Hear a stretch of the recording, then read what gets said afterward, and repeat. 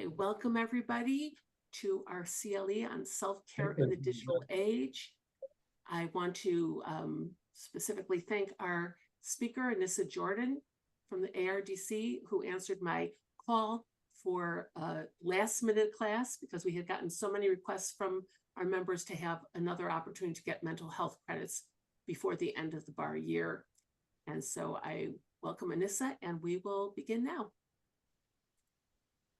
Hi, thank you for having me here today. I don't recognize very many names. I do know Mike Rothman from my time with the Northwestern Suburban Bar Association. I haven't been involved for a few years, but I'm glad to be here today. And so our topic is self-care in the digital age, technology, mental overload, and the fight for focus.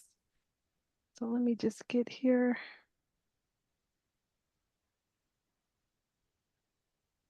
I'm sorry here, I'm just trying to get everything set up here with the okay.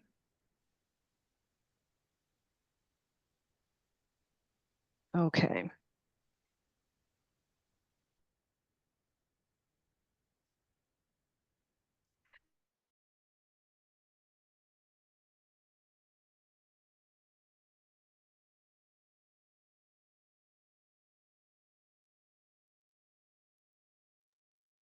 Okay, I'm sorry. It looks like I unmuted or muted myself. So why does this topic matter? You know, we hear a lot about technology and how it helps us to be better lawyers, how it helps us to be more efficient. Um, and you hear a lot about self-care, and later on in this program, I am going to, if you have your phones near you, I'm not sure if anyone's used Slido before, but you'll scan a code, and I would like to get everybody's idea on what that means. But you hear it all the time. What is self-care? Is it bubble baths? What does it mean? Um, and why does this topic matter? And it matters because even though we are using a lot of technology, especially now that artificial intelligence is really coming on the scene, still nascent but really coming on the scene, we're using it more and more and more. But it doesn't necessarily help us in all ways. It's leading to the exacerbation of a lot of issues that lawyers have had typically in the past, including anxiety issues, feelings of isolation, especially after the pandemic. We're doing more Zoom calls. And so how is this impacting our physical, mental, and emotional health using all of this technology and being so tied to our computers and our phones. And so that's why this is an important topic. And so with that, let's go ahead and get into our objectives for today. Number one, we're going to identify how chronic digital engagement and technology use contribute to mental fatigue, reduced focus, and emotional burnout in legal professionals. Two, explain the connection between digital overload and the Illinois rules of professional conduct. And three, apply practical self-care and digital wellness strategies to improve mental clarity, emotional regulation, and overall well-being. And so before we begin that, I think it's important for us to kind of know what the numbers are. I think we all have an idea that, hey, we're all using this stuff a lot in our personal lives and definitely in our professional lives as lawyers. So I just want to give you a kind of idea of what these numbers look like. And this was a 2025 study. We have about 85% of lawyers who are active on social media. Again, doing a lot of marketing. Same thing. We got about 91% of lawyers who use their smartphones daily and have them. We have an additional 58% of lawyers using Google or other legal marketing directories. Email, there's a plethora of email, and especially now we have e-filing. So, you're getting client communications, you're getting internal communications, you're getting communications about the meeting, about the subcommittees. You're getting so much email now, newsletters, CLE, breaking news, everything's breaking news. So we're getting a lot more of that. And additionally, a lot of law firms and just generally, just in business now, there's a lot of email marketing through newsletters, which are still very popular. So we're getting emails constantly. And then we're using Zoom meetings. I use Zoom meetings, generally. Of course, there's other video. We got Teams. That's what we use here at the ARDC mostly. But we have all these video conferencing. And then the Zoom meetings, video conferencing, about 80% of lawyers are using some form of video conferencing to do work. And here's the thing, in this day and age, not using some of these things like social media, Google, other directories, if you're not using that, you may fall behind with the competition. Prior to working with ARDC, I've been here about a couple of years. I was a solo criminal defense attorney, uh, and definitely had to be on social media. And it's not enough anymore just to post, like, here are some statistics about this. There are, all these algorithms. So we're even on more because you got to comment, you've got to say stuff, you've got to answer questions if you want to appear in the search results when you're competing with other lawyers. So that's making us have to not only, before probably in the past, we could just maybe post a thing or two. Now we're having to more actively engage. And if you're solo, and most lawyers are, our 2025 annual report just came out, and most lawyers in Illinois are solo practitioners and may not have a big marketing team and have to do it like me. I had to do many of these things myself on top of all my other responsibilities. So these are some of our numbers that we're dealing with respect to our use of uh, digital dealing with technology in the practice of law. And then let's look at some of our other numbers. Depression, stress, anxiety, all these things are exacerbated again by our use and overuse of technology, right? And so just some of our numbers here. There was a study in 2023 that showed that uh, in depression was about 38%, which was up from 2019 from 31%. Anxiety in this study, most lawyers reported they felt some form of anxiety 64% of the time. Another study, national study of about 13,000 lawyers across the United States, indicated 28% of those lawyers said that they're feeling some form of depression. Another 19% having some form of anxiety. And we're also seeing this with our law school students as well. We also continue to rank in either the number 2 or number 3 spot in terms of self-harm. The prevalence of self-harm generally in the country is still pretty high. We have about 48,000 people, so about one person every 11 minutes who does do some kind of self-harm to themselves, and that number is higher in lawyers. That typically is the common cause of death. And again, as we will learn through this presentation, these are things that we've always dealt with. So the technology is not something that's causing these things, but it's exacerbating issues that we typically have dealt with as lawyers and as a profession as a whole. So understanding digital overload. So I'm not going to go super science on it. I'm not a scientist or a data person, but I just want to give you kind of a general meaning, what that means, or general overview of what that means when I say digital overload. So what is digital overload? Digital overload occurs when the volume of digital information exceeds an individual's capacity to process it effectively, leading to cognitive strain and emotional fatigue.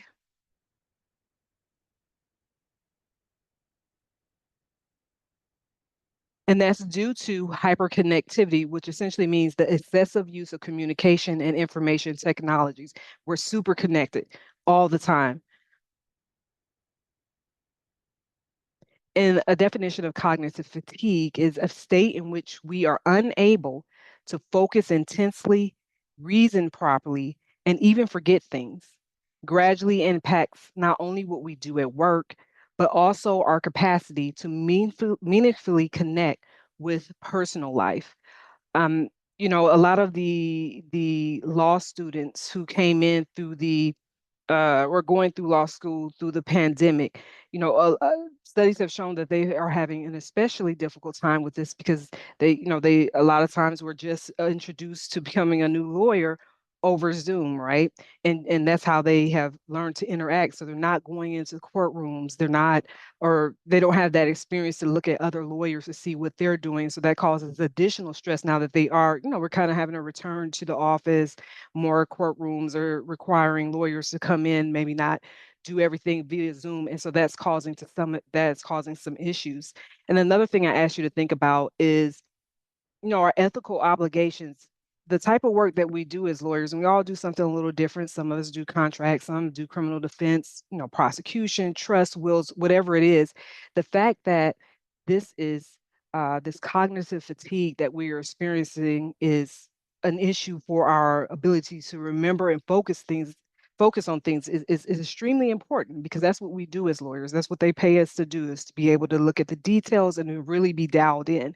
And you take that on top of just, again, having a busy court load, having lots of cases, and then you're adding this additional piece to it. So it's just, it's a very serious issue that, we want to address and know about. And so I want to go a little bit into the science of it. Um, our profession, I think just corporate America in general, uh, congratulates or says, hey, if you can multitask, you're great, right? You get something from your supervisor that says, hey, John or Jane, they're great at multitasking.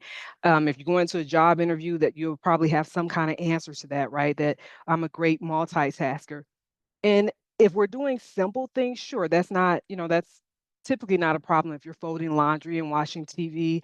But when we're doing work for clients, and again, sometimes that work can be very complex, um, our brain has a hard time trying to focus on multiple tasks. So it takes a lot of energy. And by the end, it adds up at the end of the day, having to go from email to a video call to maybe talking to a client in person. Your brain is constantly going back and forth, and our brains are not designed to handle the level of connectivity that we're having all the time, and not for complex tasks, which many of us do as lawyers. You lose focus faster. Constant notifications train your brain to expect interruptions. I don't know if you've been sitting somewhere, before you're doing work. I know I'm constantly, picking up my phone, even if I didn't hear a notification, because I'm so used to those coming up every 5 minutes that I'm like, hey, maybe I just missed it. So your brain is constantly not being able to focus on the task because you're always thinking about or expecting an interruption to occur. And over time, it becomes hard to focus deeply. You may feel scattered, have possible issues with concentrating, and it's harder to think clearly. Your stress level goes up. When you're always on, checking emails late at night, or juggling too many screens, your body stays in stress mode. The increase in cortisol, which is the stress hormone, I promise not to get too, like I said, sciencey here. That's not this is an example I always give people. Chronic stress, stress is good. We always hear stress and we hear about it in a way like it's a negative thing. Stress is good for situations where we're being chased by a bear. We need adrenaline, we need cortisol, we need everything to get away. But the problem is we are constantly at that level, right? We're constantly worried about something, and that's not what our bodies were designed to do. Our bodies are not designed to have cortisol and adrenaline always running through our bodies. Other parts of your body can't function because that's always going on. Your body doesn't know that it's not being chased by a bear. It just knows that, hey, I have these things going on and I'm feeling chronically stressed. And those things make it harder to, again, focus, to be able to do the task that you are assigned to do.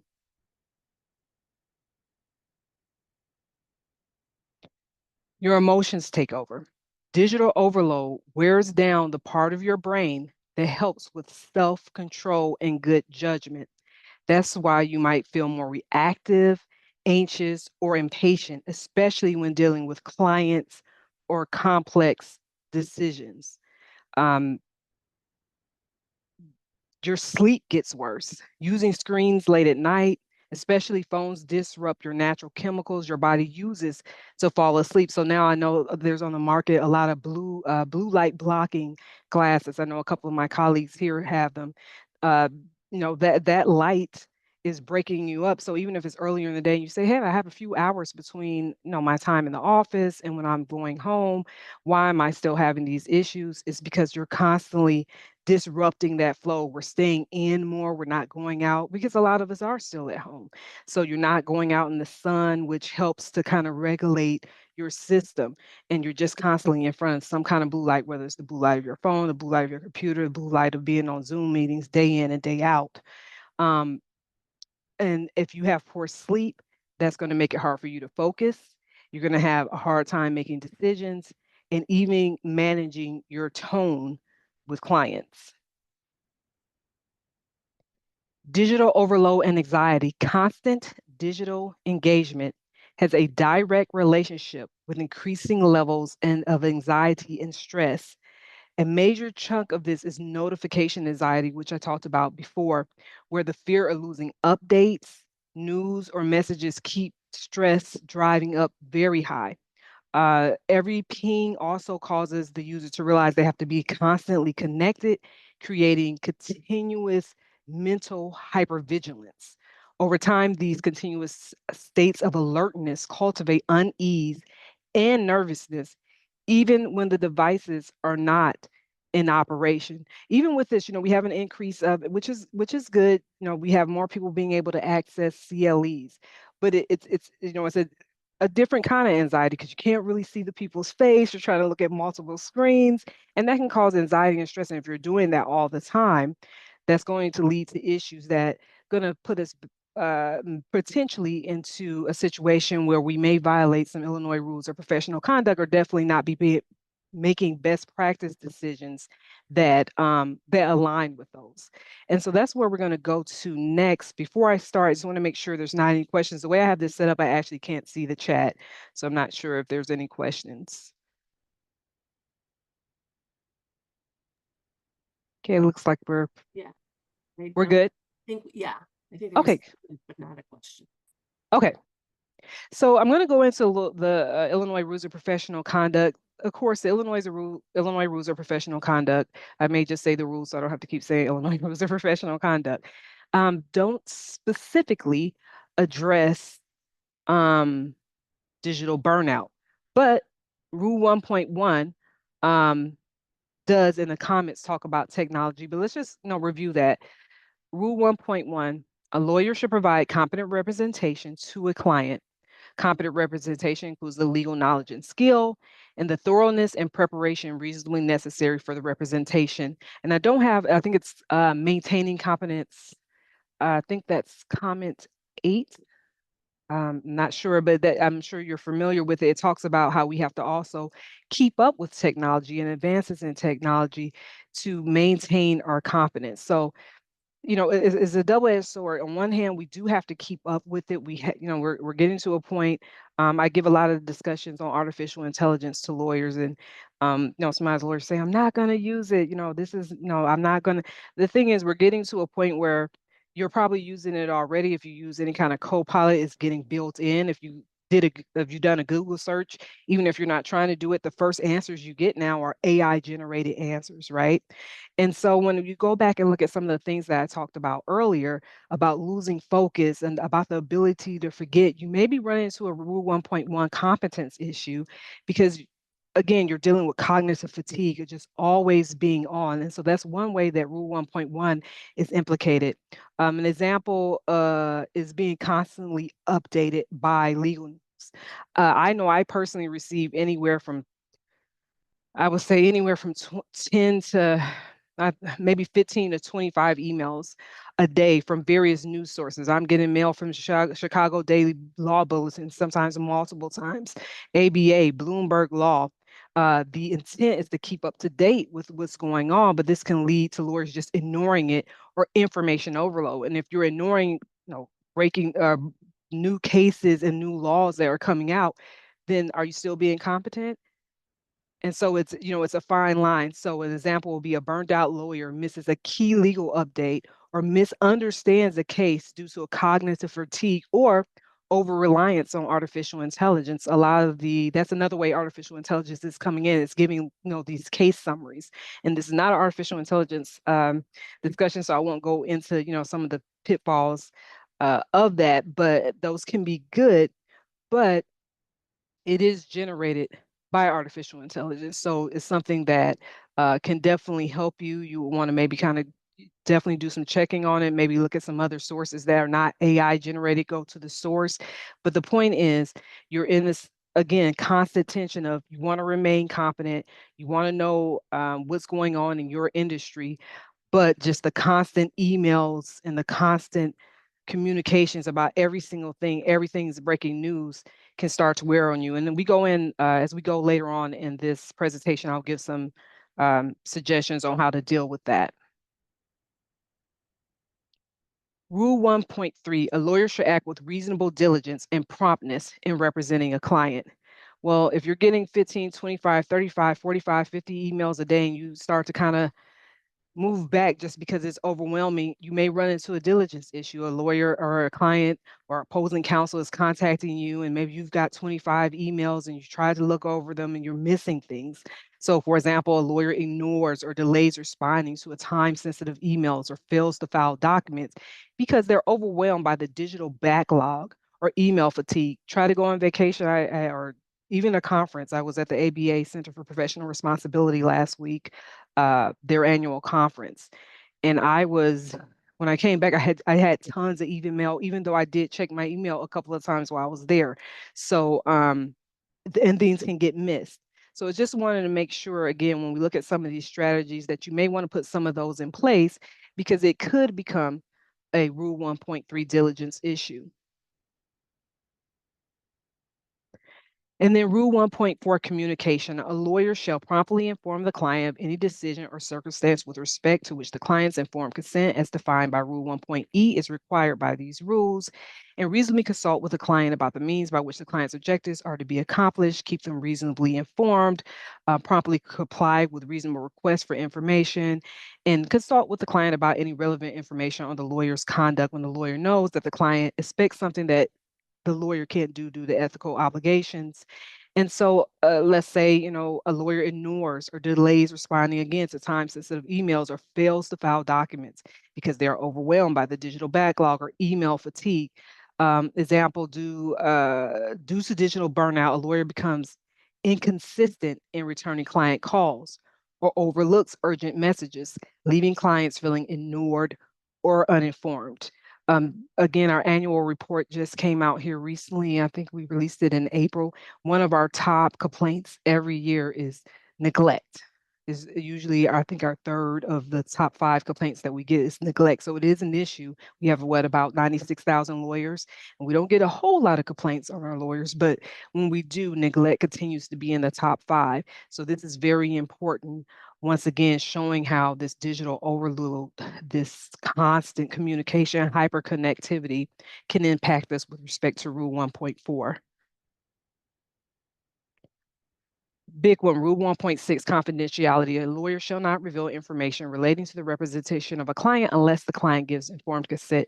And, I always say this in every presentation because I have, before working at the ARDC, I don't think that I fully understood this. And I think a lot of lawyers don't, based off our ethics inquiry line. We get a lot of calls.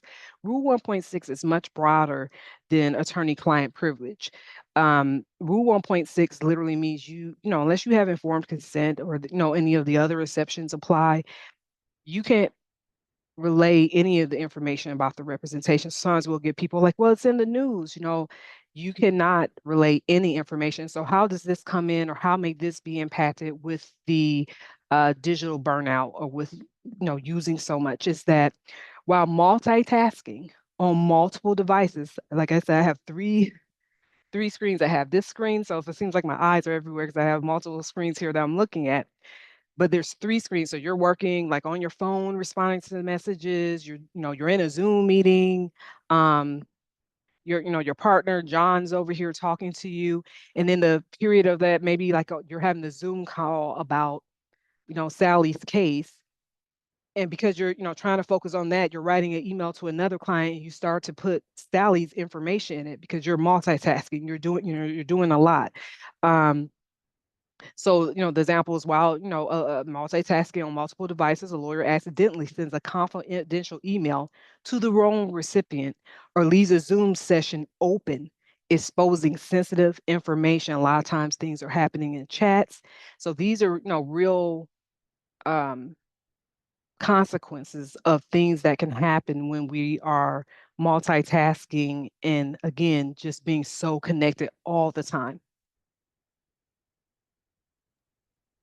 Rule 5.1, responsibility of partners and supervisory lawyers, requires lawyers with managerial authority to ensure that all lawyers conform to the Illinois Rules of Professional Conduct.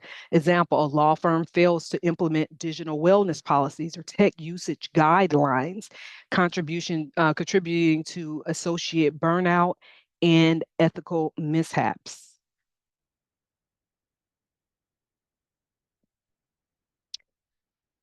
Duties to a prospective client. A lawyer has duties to maintain the confidentiality of information from prospective clients. So how to make this be impacted with our digital burnout or hyperconnectivity? A lawyer may receive multiple intake inquiries through an email, website, social media, but fails to document or respond appropriately because of inbox overload or risk breaches of confidentiality or duties owed to their respective client, because maybe, again, you're working on multiple devices, or you get clients through your website, but you also get them through the directory, and now you're mixing things up because you're tired, because your sleep is being disrupted. It's kind of like I say, it's just a continuous feedback loop. And so that's where you again may run into some issues with respect to Rule 1.18 when you're thinking about prospective clients and the ways that they're communicating and not having an organized way, or maybe just, hey, we're going to only take in clients maybe one or two ways, or perhaps, okay, we do want to, I know this is a competitive market, so maybe we want to assign, associate Bill to, just monitoring, or not associate, I guess maybe, our administrative staff, Sally, she will look at this, and our administrative staff, Harry, will look at, this form of how we're getting clients in, just so that you can have some divide and you're not running into issues where you're maybe responding to one prospective client, but that wasn't the client. You're just kind of getting confused because there's just so many ways that you're being connected. We do have a question. Yeah. This is from Stephen Bergman. He asks, what do we do when there is so much work and fatigue? How do we avoid ethical violations when the boss overloads us? Any Yeah. techniques and skills to ease the overload, so to avoid ethics compliance violations? Absolutely. So I am going to go a little bit over those, but I will say, it's really going to require a overall cultural change in our profession, right? Because we still, and it's not just big firms. Even so, again, I was a solo practitioner for 8 years, right? So, um, it's being able to, it's going to have to start at the top, where there's going to be policies in places about this is what we're going to do, and explain to the people who make the decisions, or the bosses who are telling us these are our deliverables, or these are how many hours. Maybe it's trying to get them to take some classes on or some CLEs on this, because a lot of times I think when people hear these types of things, they're like, hey lady, I need June 30th is coming up. I need one more hour, for my mental health. Just give me my information. This is fluff, but it's not fluff. These, people who they're psychologists and um, people who do this type of work, who have shown that these types of things are going to throw you off, and eventually it's going to lead to burnout of your associates, your lawyers, the people working for you, and then it's going to cost the partner or whoever more money in the long run, because maybe that person quits. Now you got to bring someone else in. So I think it's going to require a general cultural change, but I do have some strategies coming up of some things that we may be able to do to help with this issue. So I'm not sure if that kind of answered the question, and maybe if once I go through the strategies and some of those things, if you still have the question, maybe we can brainstorm some other ideas. Is that, and again, I'm sorry, I just can't, the way I have it set up, I can't see the screen at all, and I'm afraid to tinker with it too much and Yeah, then no, lose you all together. that's good. Just go ahead. That's fine. Okay. Okay. Um, strategies for prevention. So again, this is not an artificial intelligence talk, but we're talking about technology. So I obviously wanted to bring this in. Um, just like all of our technological advances that we've talked about, email, we haven't talked about cloud computing, but cloud computing, storage, all this kind of stuff. Artificial intelligence is bringing a lot to lawyers in terms of efficiency, being able to research faster, being able to set, maybe draft a first draft of a brief or something like that, to get us kick started with what we're trying to do. And so it does have some benefits. One of the things, this article, it's an ABA article, and I didn't want to put the whole thing here because I didn't want to get in any kind of trouble for copying it. But I think the PowerPoint is going to be sent to you afterwards, so you'll be able to get that. If not, my information is on the end. I could, forward you the article. But essentially, it was saying it may be able to help in that there are a lot of software programs now, or a lot of AI programs that can literally monitor you as an individual and give you specific guidance about, what kind of breathing exercises you may want to do, what types of things that you can do that will relax you. You can give it some feedback like, hey, I like to go walk. So maybe you'll find things that will go in line with that. Um, uh, their guided breathing exercises, mindful prompts, and relaxation techniques. Examples are Headspace and Calm. They use AI to tailor meditation programs tagged to that specific user. So, the of course there are risks. AI is not a therapist. They're not. It's not a medical professional, right?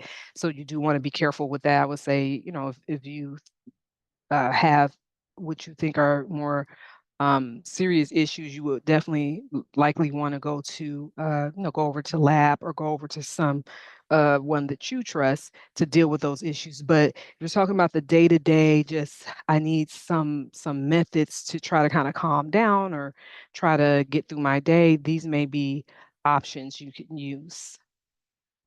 Make sure we're good on time. Okay. So we talked a little bit about email already. Most people are getting tens of hundreds of emails each day, and that's no different for lawyers. You're getting lots of personal email as well as email. As we discussed earlier in the program, between client communications, internal emails, Zoom meeting emails, the list goes on. We're just constantly receiving notifications about something. So these are some tactics you could do. Use email folders and automation to route some incoming mail. I know Google, I know Outlook definitely has that. So for example, we're doing a survey right now. I don't, want to have, all the people responding in my inbox because it is overwhelming to see, someone else responded to the Survey Monkey. So I set up a rule on Outlook so that anytime those emails come in, they go there. Recent Supreme Court's, decisions, they go to another folder. So they're not clogging my inbox. So they're still there for me to read, but at least they're not just all in my inbox. And I try to keep my inbox as clean as possible so that the emails that are coming through are likely going to be things that I do need to attend to and that need to be front and center, where maybe, a legal newsletter, maybe I don't need to know that right at the moment, every time I open my email box up. Create an internal firm policy around sending and responding email time uh, policy. So I know, again, with Teams, for example, there you can set up in Teams, like these are my work hours, and when someone goes to email you, they could still override it, but uh, it will say, hey, and I know I keep using John, Sally, and Bill, it's just the names I can come up with. So they're doing double time, John, Sally, and Bill, and all these names I'm using. But Bill says that he usually doesn't work to 8, so I can schedule send it. So if I'm, an early riser, which I am, I usually wake up between 4 and 4:30. I can go ahead and send my emails out and send them to send at 8 a.m. with my colleagues at work. But also, if the firm that you work for or the firm that you have, your own firm, create some kind of policy like, hey, as a firm, as an organization, we're not going to be sending emails unless it's a true emergency on holidays. Or, if you're, the boss, a lot of times people are a little hesitant not to answer the boss. But if the boss comes out, the supervisor says, hey, Even if I send you an email, I want the expectation to be that if it's, after our normal working business hours, you are certainly not expected to return that email. So keep, some kind of internal policy that works for your firm, the line of work that you do would be important. Switching off the notifications, that scares a lot of people. They're like, what if I miss something, right? What if I miss something? Um, and here's the thing, that doesn't work because I've done that before. If you're still checking your phone every 5 minutes to see if you missed something, then you might as well keep the notifications on. So you got to be committed to it.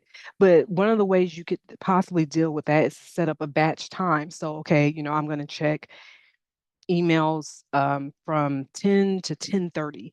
And so, I'm going to, devote 30 minutes to it. And then I'll do another set of email checks at 2 o'clock. And then I'm going to do one more set in the evening before I leave for work, right? So that's how you could kind of deal with the switch, the email notifications. And again, could you it's hard to do, but if it's a true emergency, I feel like, a lot of times people could still be able to come get in contact with you, right? And if there's something going on, maybe okay, there's something you're waiting on, there's a merger that's happening, or you're waiting to hear about the closing on a house.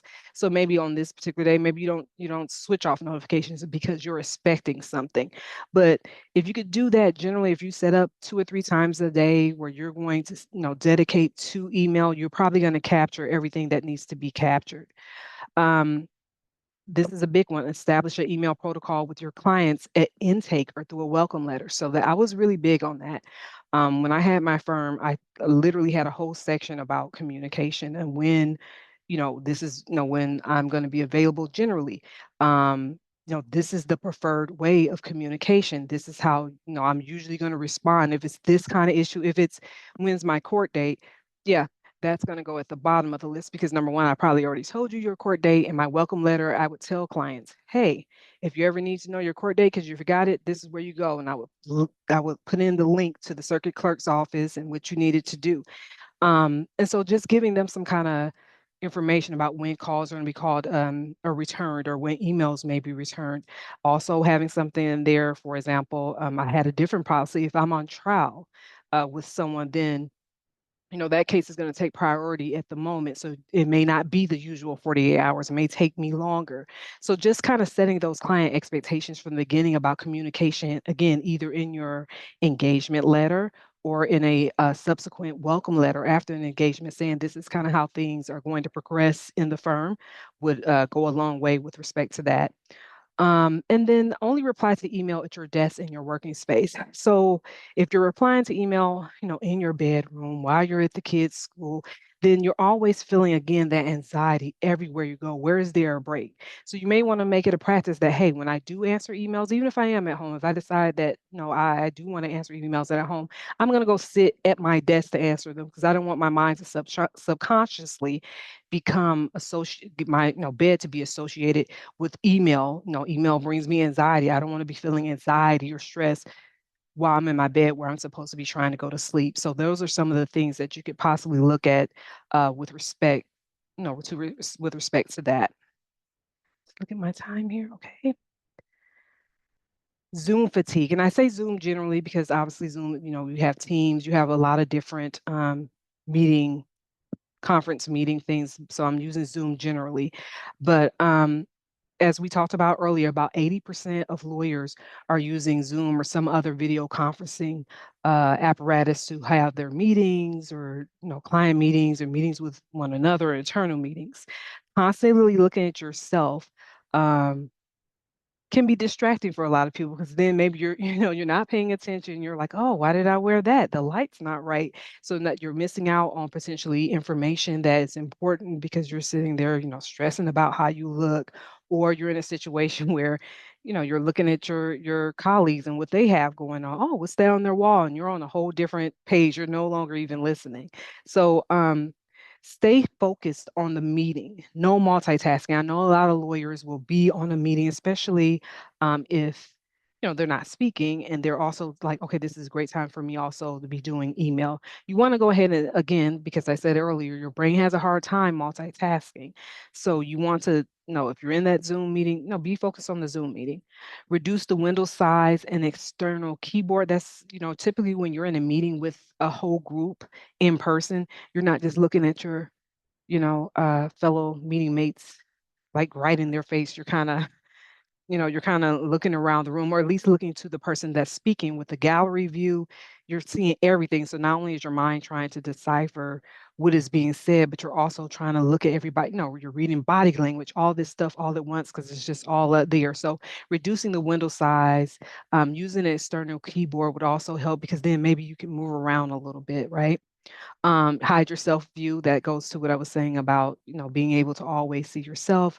Evaluating your video conferencing space, make adjustments that allow more movement. So one thing that I like that we have at the ARDC, I'm standing up, if you can get it, get a desk that moves, right? So that you can have a little bit, maybe get a Bluetooth headphone so that you can move about and you're not just sitting all the time. And then give yourself audio only breaks. Again, that could be a cultural thing, a culture thing at the firm. A lot of times people feel like, well, if I'm not on screen, people think I'm not paying attention. It's a lot to constantly be looking at people all the time. That's not how we would do things all the time. You wouldn't be looking at your coworkers constantly all the time. You would be in your office, but when you're doing all this on Zoom or video conferencing, that's what you're doing. So, make it known like, hey, you know what? It's okay if you need to take, a break where you're off the screen. You're still engaged, you're still listening, but you're just going to be taking an audio break. Any questions? Not, I'll move on. There's nothing. Okay. Information overload, legal news, podcasts, feeds, designate a learning window, right? So maybe that's, on Fridays, maybe you're not as busy. Um, no, whatever day that works for you, try to give yourself a window when you're doing that. You can't learn all the time every day. You have tasks to do. So maybe that's one way you can deal with some of the information that you're getting. Unsubscribe or filter newsletters that no longer serve you. So I just did that yesterday. I was like, why am I getting all these emails? I don't even remember signing up for them, but I like unsubscribed to like 5 or 6 yesterday. I don't do criminal work anymore, so I still had a lot of those coming in. So I was like, let me, while I generally do still kind of want to know what's going on, I don't need to have, the newsletters coming in about every single issue. Um, give yourself permission to know everything in real time, right? So, you know, to not know everything in real time, it, it, although again we're always hearing something that's breaking news, it's probably going to be okay if you don't know the breaking news right that moment, right? It's okay, you can check it later when your schedule allows. And then use an RSS reader or podcast queue to manage info in one place. So um I'm not sure if anybody knows what that is, but essentially and I'm again not a scientist, so I can't really break it down for you, but essentially it kind of gets all your headlines and put them in one place so you can kind of skim and get an idea of what's going on. So that is one way you can deal with that kind of stuff. Tab overload and mental fragmentation. Too many open browsers, which I am extremely guilty of this. My boys, I have twin boys, they're 11 years old, and they always say, Mom, why do you have so many tabs open? And the excuse I tell them is that, well, I do this because I don't want to lose my space. I don't want to have to try to open it back up. But, here's the thing. I could favorite that, click the little star in the search menu to favorite that. I could save it, but I do a lot of windows. And so just today, right before this meeting, I counted and I had 17 tabs open. I don't know why I had all those tabs open, but I did. So definitely that can be an overload for you if you see so many different boxes. And a lot of times, I don't even go back to them, or my computer restarts on its own because it's an update. I'm like, I lost my tabs, but I don't even know what tabs I had. So I didn't really need all those. So use a tab organizer extension to group and save tabs by client or task or theme. Uh, schedule a research block. So, for example, if you are researching a specific issue, say, okay, from 2 to 4, this is when I'm going to research this issue, whatever works with your schedule. Set a rule, example, no more than 5 tabs open at one time. And then use a digital reader later bin instead of leaving tabs just open just in case. That's another thing I will do. I'll just leave them open just in case I need to refer back to it. You can use this digital reading later bin instead, and then you could go back to it.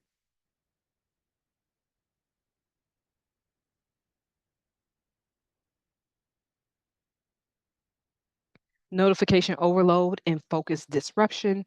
Uh, Many of you may be familiar with the do not disturb function on the phone. I've had mine on for like 4 or 5 days. The good thing about that, at least I know for Apple, you can program it so that certain calls, so I have it, of course, uh, uh, to be overridden if my kids call, they have their cell phone, or when they were in school, they graduated from 5th grade on May 23rd, so they're out.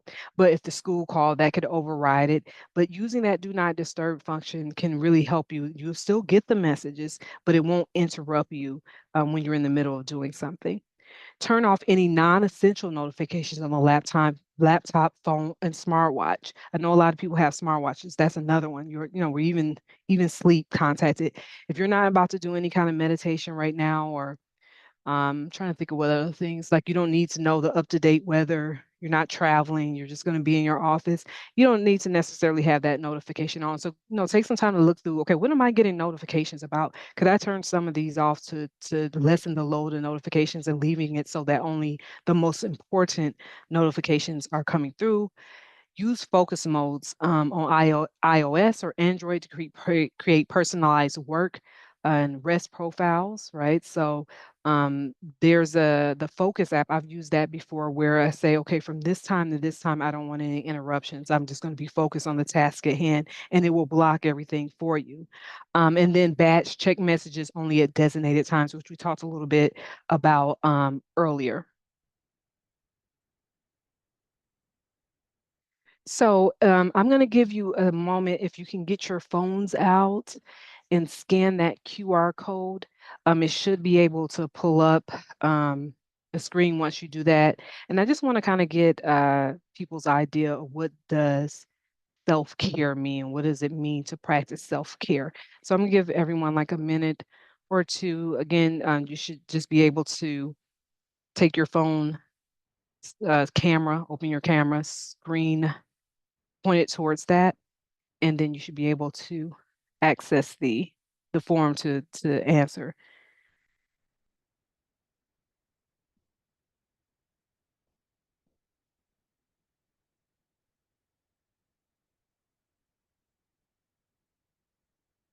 And it should pop up here. Watchfulness, mindfulness. Yes, that's a good one. Time for yourself in a way that relaxes you. I love that one. Balance, rest.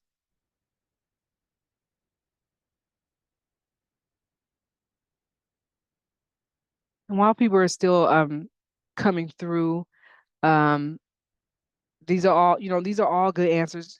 Self-care is whatever, I said treat yourself as important as that's a great one. Balance. That seems to be the big one.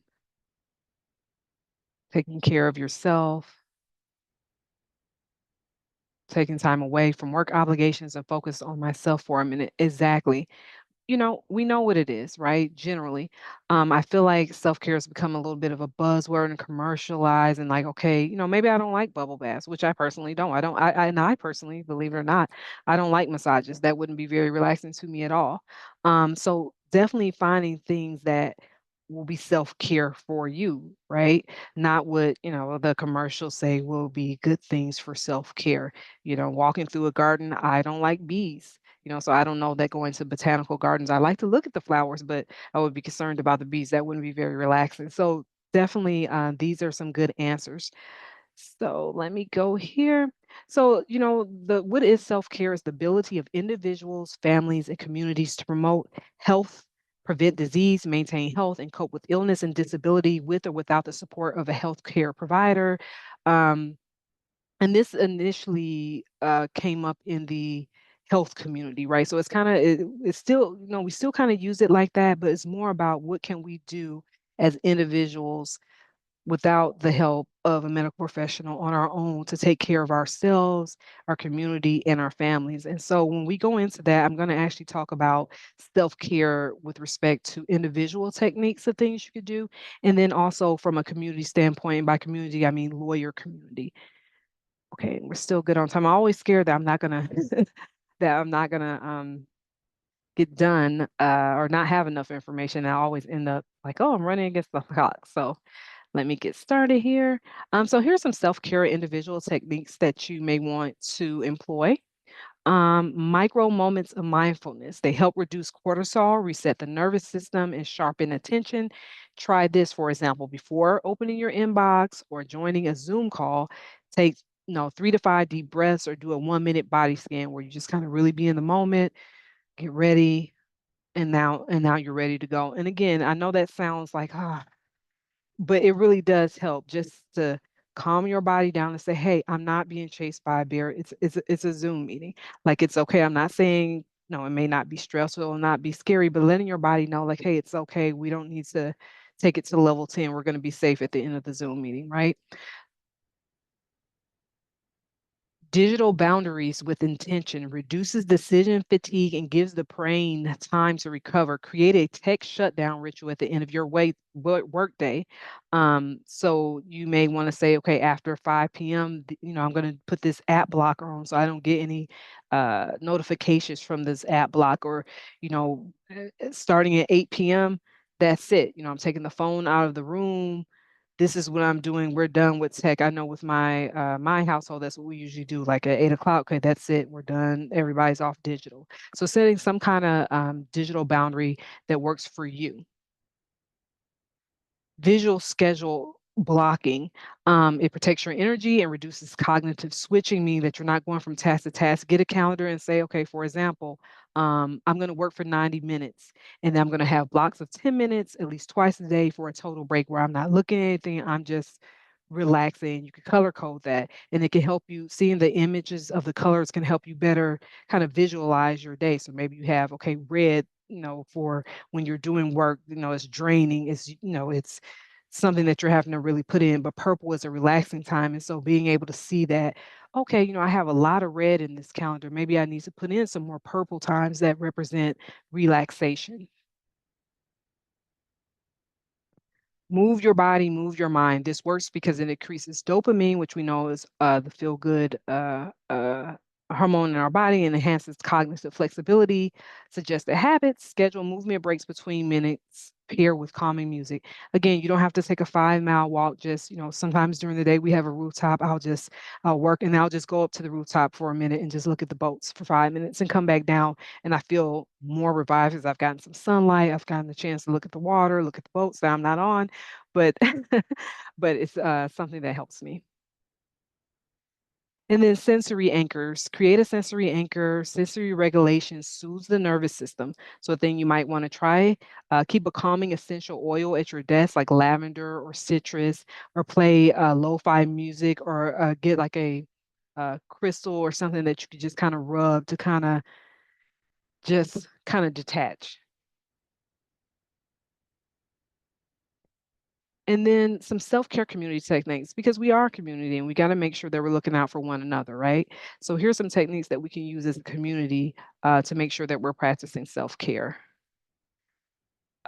Create tech conscious meeting culture. So this is kind of going back to the question earlier, Zoom fatigue and back-to-back digital meetings compound mental overload. Advocate for shorter meetings with buffer breaks. Choose phone calls sometimes, or maybe even you could do a walking meeting if you're not talking about, confidential information necessarily. Maybe this could be a walking meeting outside the office. Normalize camera off options for internal check-ins, saying, hey, it's okay, and let everybody know, like, if you need to turn your camera off because this is your fifth meeting on Zoom and you just need a moment, like, no one's going to fault you for that, or, make it sound like you're not, engaged or part of the team. You just need a break and it's okay. So creating a tech conscious meeting culture could go a long way with self-care techniques within our community. Advocate for sustainable work policies. Overwork is often glorified in law, but it leads to burnout and errors. And especially with the younger generation of lawyers, they're not, that sometimes you will hear lawyers who have been practicing for a longer period of time, like this is how we did it, and this is not that time, right? You also weren't constantly connected all the time the way these people are. So, that's something to kind of keep in mind. How to support push for flexible hours and time off policies, protected break times of even mandatory times off, and promote email-free zones. Speak openly about digital overload and fatigue. Lawyers often normalize tech overwhelm, start firm or group conversations about how tech affects sleep, stress, or focus, destigmatize saying, I need a digital detox or someone logging off for mental health. Build support in digital wellness initiatives, systemic burnout requires collective solutions. Join or launch a wellness committee within your firm or with a tech conscious mission. Offer CLEs on ethic issues, self-care, dealing with overload of tech. And then model and encourage digital boundaries. Constant connectivity fuels exhaustion and anxiety. Avoid sending emails after hours unless it's truly urgent, and clarify when responses are expected. And then that if they can be answered the next day, say that. This really starts definitely if you're in a leadership position. Again, know that you're in that leadership position, and the people who are working under you will follow your lead. So if you also aren't sending emails at a certain time, or you yourself have a policy, they will feel okay with also having that policy. So just again, kind of from a top bottom down approach, and encouraging that within the firm or the culture or the community would go a long way. So our key takeaways: digital burnout is real and it's reshaping the way we practice law. Technology is a tool and not a master, so let's not make it that. Lawyers must use it intentionally. Mental overload isn't just personal, it has professional and ethical implications. Fostering a culture of self care in the digital age must be approached on both an individual and community lens. And I'm Anissa Jordan, Ethics Education Council here at the ARDC. This is the email. If you have any questions, I want to remind lawyers that we have the Ethics Inquiry Program. It really is anonymous. Before working here, I was like, oh, I'm not calling there. They're going to be, but it really is anonymous. So if you have questions, we're always here Monday through Friday, 9 to 5. Someone's working that line. And then we have a host of about 38 programs on our online learning management system. They're free. You get professional responsibility. So if you're trying to get these hours in by June 30th, I would encourage you to check us out there. And let's see, I'm going to stop sharing here. Yeah, we do have one question there Yeah. from Michael Burke. Can you see it, or shall I read it to you? It looks like there's 13 in the chat, so I'm not sure exactly where it's, so if you could read it to me, yeah, that would be great. Okay. I'm sorry here. So Michael is asking to please respond to the statement in an article from today's Bloomberg story that 40% of the people at this conference will have an AI agent, and the remaining 60% will be looking for work. So I'm not sure that I understand the question. I can ask Michael to oops, let me see if I can get Michael to unmute himself. I'll look for the question. I've got to get to the participant list to do that. So just a second. Okay. Okay, Michael, can you unmute yourself and ask your question?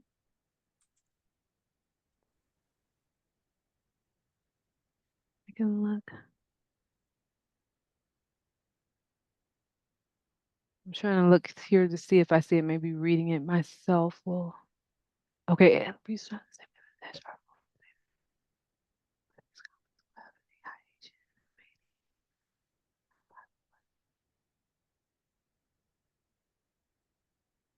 And so I just saw the comment myself. Which conference are they referring to?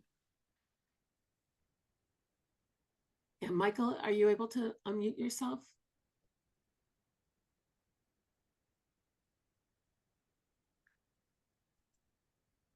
Okay, let me see if I can Okay. do that.